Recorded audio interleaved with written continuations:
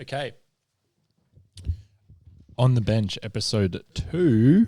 My gosh, we made it to the second one. Thought we'd never make it. Honestly, same. Honestly, after the absolute debacle that we had setting up the set today with Lockie, spending half the day setting up this set. We need Just a new passionate. DOP. Can anyone tell if it's any different? There's an extra light. Yep. Looks good. Really threw a wrench in the works. Well done. You got there. It does look good though. It does look good. So today we're going to talk about a couple of topics, with one of them being the emergence of vertical video, whether it's a good thing, a bad thing, and what we think about it. We're also going to talk about some of the projects we've done in the last couple of months and how we've managed those projects. And we're also going to talk about where's the best place to spend your budget if you're looking at doing some film work. I guess we'll start out. Cal, what's your opinion on vertical video? It's very 50-50. Projects that want both make it very difficult. We just had a couple recently and it was like, Incredibly difficult. throw in a bit of horizontal, make sure you're getting all that B-roll in horizontal and vertical, and then you go back and you haven't got enough, or you need to, cut in and crop and... Especially if you're solo operating and you've got to do it. Yeah. It's a pain. You've almost got to set 2 cameras up and It's run and gun. very beneficial to plan ahead with your lens and have your framing guide be perfect, because you want to be able to frame, like if you're doing a wide and you're shooting horizontal, such as that concrete pour I did last week, I wanted to keep everything right in the middle of the frame just so that I could crop in all the way and still have, the subject in the right position. Yeah, so frame guides or having your reference monitor in vertical when you're shooting horizontal, so you can get both at the same time, because you can use you can just film in 4K and crop in for social. No one's really going to notice the difference. Lockie, what do you think? It definitely, for me, goes against everything that I kind of learnt and enjoy about cinematography in terms of framing things. My favorite thing is using my thirds lines to find cool shots and things like that, but you just can't when you've got a brief to do vertical. But I also think that if we didn't offer it, someone else would, so we need to keep up with things. So it makes me wonder if we didn't offer it, or if it just wasn't a thing, would we get as much business? Because it seems like some work we've gotten, there's more emphasis on their socials than other things, because that's where their market is at. Yeah, we're definitely defined by Instagram being the dominant place for social media platforms, and everybody wants to post on there and promote their business through socials on Instagram. So Even anything web-based now, it's like you do a piece for a website, and it's basically a given that you're expected to provide a vertical version of that cut, because most people are going to be looking on their phone. But I hope that things catch up with Instagram and stuff, where they have an option where you can just turn your phone on the side and Instagram will actually adapt to that, and you'll be able to watch a video in 16:9 just by turning your phone. That could be cool. TikTok started to implement that. Yeah, things like that, because it's not too far-fetched for them to do it. And their introduction of using Reels and things like that on Instagram, they are bringing in that side of filmmaking and stuff. So it could happen. Yeah, I think there's benefits of it, and I understand it from a technical point of view. It's just having more thing on screen means you're more likely to view it, because you've got more of the real estate at one time. So it makes sense, but it's not. I guess it's not a part of that whole scrolling, get as much serotonin out of this person as you can sort of thing that's happening. Yeah, I think it stems from just how much of someone's screen can I take up at once, so that I'm the only thing they're looking at. Yeah. So I understand it, but again, it's so limiting. There's so many things you can't do because it's in vertical, and our world isn't built in verticals. We're built in wide landscapes, and it's hard to showcase any of that in vertical. Nice. Yeah. It does have its challenges, but it looks like it's here to stay, and it's not going anywhere. And we do it well too. Our client feedback is pretty good with it. Everything we do, even when we are sometimes even when we're shooting just with the wide angle lenses and not necessarily intending to do vertical, our vertical cuts are still pretty good. I think the nature of our style here is that we always shoot like nice wides with like good verticals and all of that, so that when we do translate that into vertical video, it's quite easy for us because we already have the real estate in the shot to be able to do it. And like one of the things that we've always done, which is kind of a sin when it comes to film, is having heaps of headroom and heaps of leg room. And we tend to shoot a lot of like that, so it actually helps us when we're trying to do vertical video. And in terms of our like type of filmmaking that we do here, videography it works best with. I think like if we had to pick somewhere that it shines the most is when we're running around with like our Canons on the gimbal and things like that, as opposed to other jobs where we're trying to film a product or something like that, but they want the same thing in vertical, but we're trying to show something off in a way that's meant to be like it really shows something off, but it's harder to do that when you do vertical. So yeah, videography of events and things like that, it works a lot better with. Yeah. It's hard to show products because you're trying to showcase the product, and vertical almost looks like you're doing behind the scene. Yeah, it's almost like it's small snippets of sections and you're missing part of it. And it's a good way of putting it. Yeah, it's not a super polished way of filming, I would say. You can hide a lot of things in vertical video. Cool. Flowing onto that, we just did a project where we did 8 locations in 10 hours and across about 150 kilometers of space. It was a pretty big project. All 3 of us were on it. It was a mammoth job, 8 a.m. to 8 a.m., 8 p.m. Went well. That was one of my favourite shoots, I think, so far. I think that if we didn't have as nice a day and it didn't run as smoothly as it did, they could have gone to like either way. If it was a crap day, that would have been a horrendous shoot. Everyone was happy to be shot, and like, the sun was out the whole time. There wasn't any rain or anything at any point. The hardest part was the wind on the boat. Yeah, and the salt spray. Oh yeah, salt spray on cameras. Oh guys, it's getting bad. Yeah, we're lucky to have some beautiful locations, so it's hard to get a bad shot there. Yeah. Like the bridge, so good. Yeah, Kenmore Estate was beautiful. Yeah, it's pretty sweet. So, what do you think went well on that day? I think we were very organised. I think we had a very good call sheet, shot list that you'd prepared, so that was really good. And and just like we all had our own cameras, we were all doing the same thing. That consistency. Like you got into the groove of using the shoulder rig to get both a little bit of B-roll and that A-roll as well. And then throughout the day, with me on the gimbal, just, again, getting into the groove of it, not having to swap. I wasn't operating 2 cameras. Yeah. It was 1 camera for each of us, and we were just nailing it with what we were getting. Yeah, so the client originally was like, 2 people can do that photo and video. And I was like, not with recording, not with A-roll as well. It was never going to happen. Wearing too many hats, it's just not good. Yeah, it's too much. I just said to the client, I was like, we need 3 people. It's only going to cost you like $1,500 more to have a 3rd person there. Like, we just need to do it. And it just made the day so much better. Yeah. And the output's 10 times better. Yeah, definitely. There's just something about like with the one task over that long period of time that you're just way less fatigued. Yeah. As opposed to when we shot that welding stuff where Cal and I were like operating 2 or 3 cameras, the audio, and it was much like a way shorter day. But in reflection, like I don't know about you, but I was really tired just from having to. You had the gimbal all day, and then again, I was fine. A few days later, it was a big week for you. I just had some like blistering on my hands, but that was it. Like, Lockie's you should have felt my hand. Lockie's forearms are jacked after that. Yeah, muscle man over here. But yeah, for context, we also did a shoot out at Blue Scope Steel on the Thursday that week, and that was a really interesting experience because we were kind of enjoyed that too. Run and gun on the go, following a tour group, trying to actually stay ahead of them and capture content of them enjoying the tour, whilst also kind of trying to get a little bit of a tour ourselves while we were on the job. Not getting cooked by the blast. Yeah, so we were standing probably 10 meters away from a blast furnace while it was going and getting shots of that, and it was awesome.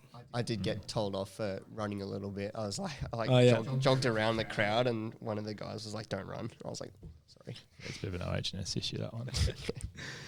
But yeah, lugging all that gear around in full PPE was interesting experience. Got hot.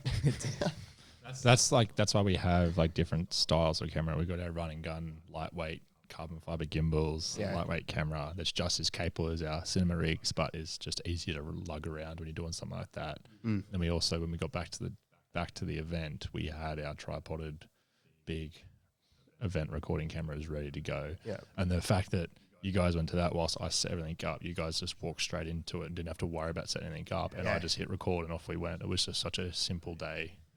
But it's just like a slightly bigger budget to have an extra person on set, and it just helps. Oh, absolutely. Yeah, absolutely. There's a reason why film crews have first, second, and sometimes even third camera assists, I guess, as well as the DOPs. Yeah. Well, yeah, on some sets, it's like you've got an assistant on either side of the camera, just operating that side of the camera. Yeah. It's awesome. Yeah, when you're talking millions of dollars, it makes sense to be efficient. Yeah. Yeah, definitely. Yeah. So, I guess going under that, the Blue Scope one, that was pretty cool. Working with other photographers too, because it was quite a notable event. So we weren't the only crew there. There's a few crews there, and we had to make sure that we weren't interfering with them and they weren't interfering with us. I think we did a really good job of making sure that everyone outside of our crew was briefed on what had to happen, and that walk under cameras don't get in our shots. I think it went really well. Most people were respectful of each other. We're all working. We've all got a job to do. Yeah. Clear communication. It was good. So I guess flowing onto that and talking about budgets and having people on set and things, where do you think is the best place to spend your budget on a project? It's interesting because I'm kind of I can change my opinion or perspective of that as we go on, because we get these new projects where things are a little different each time.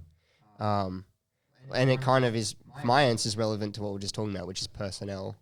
It just makes such a big difference. Like, even if we're taking minimum gear, like, you can get so much more out of the project by putting someone on something. Yeah, or just having someone there to liaise with the client, so you're not trying to film and manage a client at the same time. That's like one of the most difficult things. Yeah. But it's not always feasible to have that extra person. Yeah, that's right. So figuring out where you can spend a little bit more and still only have the two operators, and figure out how can we spend a little bit more on it and make sure it all runs smoothly. Well, yeah, so like if we were filming an event, what would you put the money on? I mean, like, let's say it's a multi-location, same subject matter, but multi-location, got multiple people that need to be covered and things like that. And have one less operator.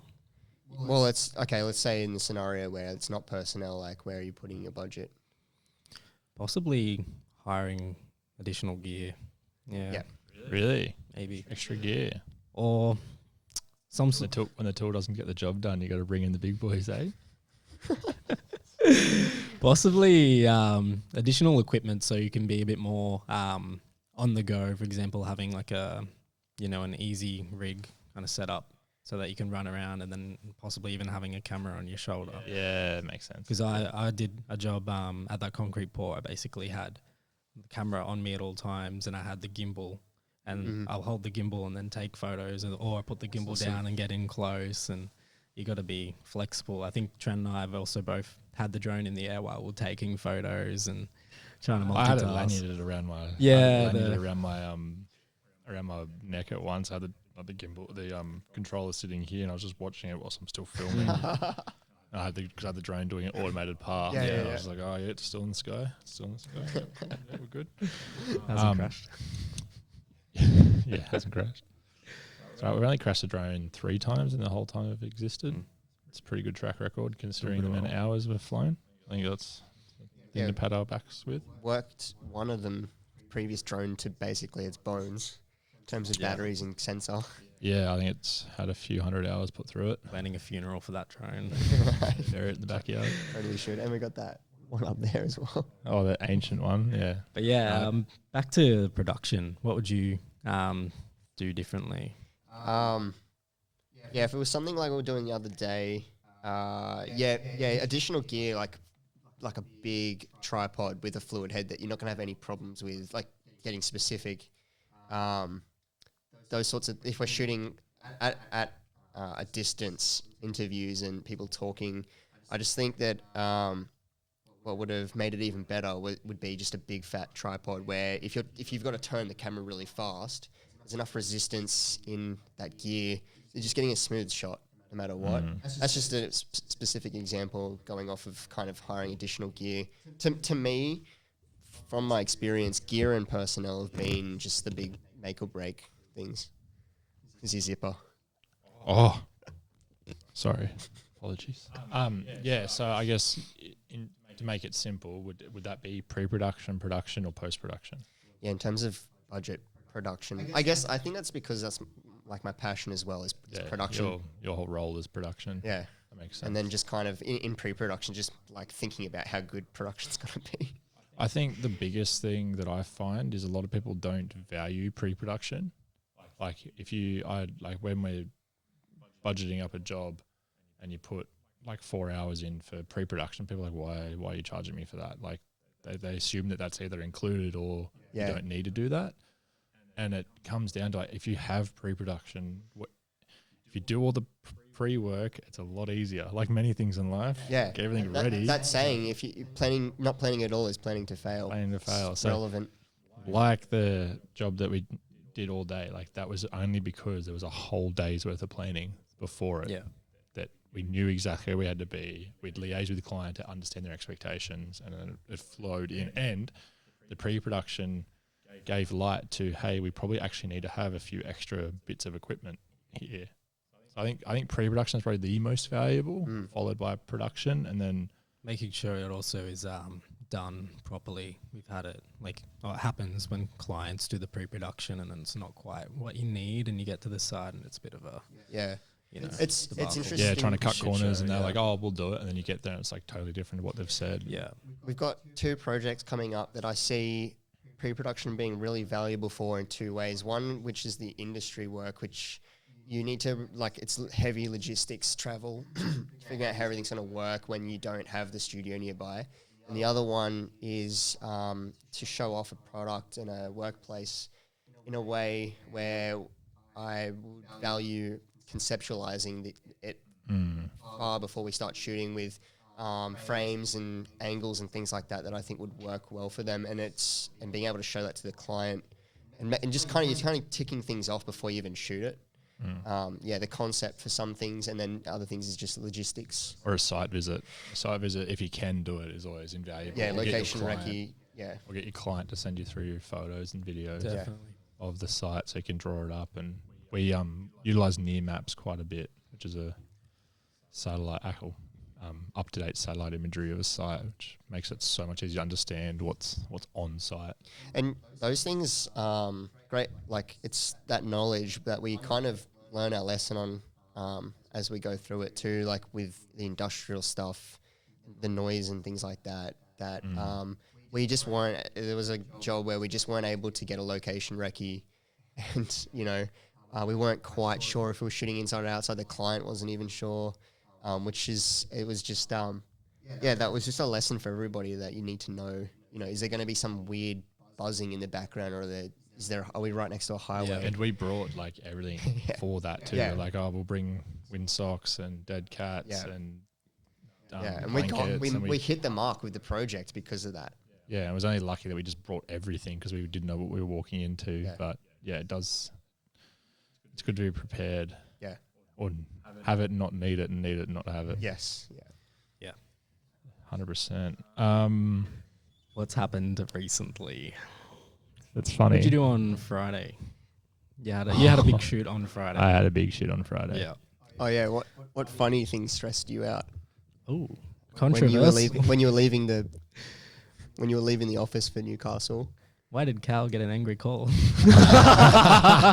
Oh, don't get me started. Cal was innocent and had nothing Friday. I had to go to Newcastle for a production, and all I needed was one little camera as a run and gun rig. And to be able to run and gun with a cinema camera, it's beneficial to have a monitor on it so you can actually see what you're shooting. You don't have to like have it standing up here and looking through the poor monitor that's on the back of the camera.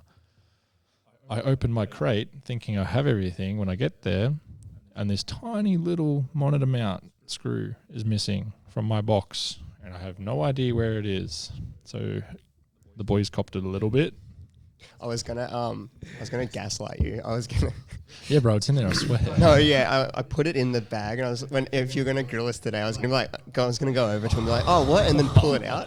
No, I actually I took that whole crate apart because I'm like, oh, maybe it's like underneath the foam in the Pelican case. No, not there.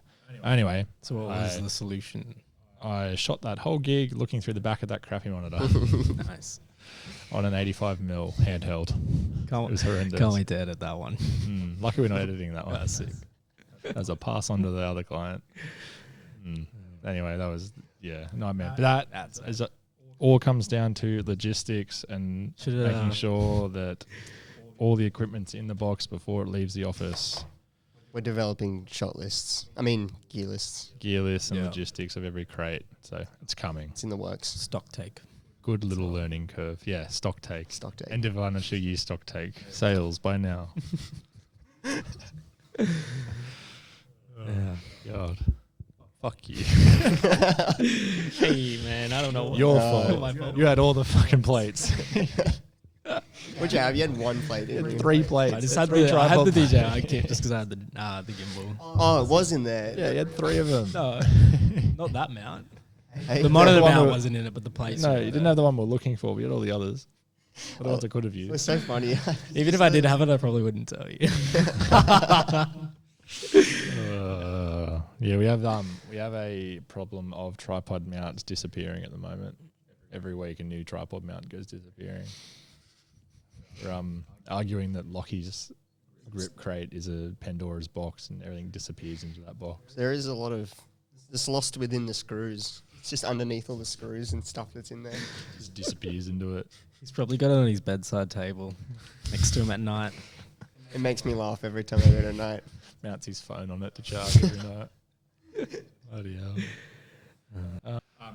We've got a project coming up that we have to travel interstate for. Not allowed to say where it is or what it's about, but we'll talk through the process of that. So traveling interstate with camera gear on planes or long distances in cars and stuff can be a little bit tricky, depending on how far the distance is, especially if you're flying on air travel.